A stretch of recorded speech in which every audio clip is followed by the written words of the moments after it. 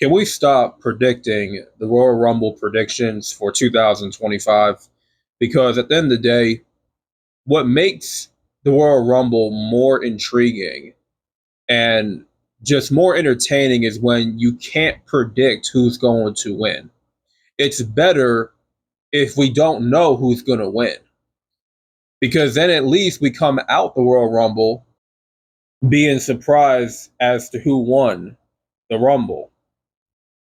And most of the Rumbles in the past, you probably didn't really predict who was going to win.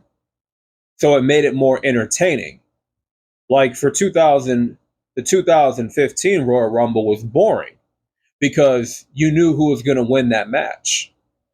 No one cared and no one liked that Royal Rumble because we all knew Roman, the big dog, was going to eliminate everybody. And he did. We knew in the 2014 Royal Rumble that Batista was going to win the whole damn thing. Guess what? He won the whole damn thing. 2013, you knew John Cena was winning. It was pretty obvious. And there was no other logical choice but John Cena at that time. Now you fast forward to 2021, 2022, like the past three, four Royal Rumbles, anybody could have won, right? Now with the 2023 one, a little bit more predictable, but you could have gotten away with two other options other than Cody Rhodes, especially last year. You could have gotten away with CM Punk winning it, which that was your original plan for Punk to win it. Maybe about four or five guys could have realistically won the Rumble last year. And it's good that this year coming in, you have multiple options. It's not just one guy that is penciled in to win the Rumble. You have a variety of choices. So anyone could win the Rumble this year, which makes it more entertaining, makes things more unpredictable. I don't really care who's winning the Rumble as long as it's someone that's going to go to WrestleMania and win the world title. And as long as it's someone that is a surprise, it's not something that, oh, we're all just going to predict and see coming. I'm just going to say it right now. John Cena is not winning the Royal Rumble. Why? Because even though this is his farewell tour, that does not justify why he should win his 17th world title and top Ric Flair's record. That's not going to happen. There's no chance that he's going to just beat Cody Rhodes for the belt.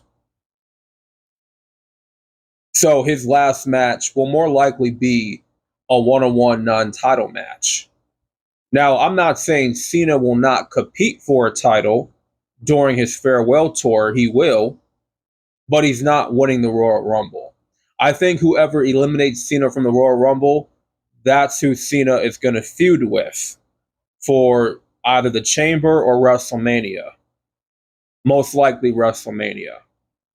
And I like the fact that John Cena's WrestleMania opponent, it's not entirely penciled in to just be one guy. It's there's multiple choices out there. Okay? And we can't really predict who it's going to be because it can be anybody. Just like this year, it can be anybody to win the Royal Rumble, the men's Royal Rumble. And with the women's Royal Rumble too, that's also been unpredictable. Like how many women's Rumble matches have been predictable? Probably none. Because you can't predict who's going to win. That's what makes it more.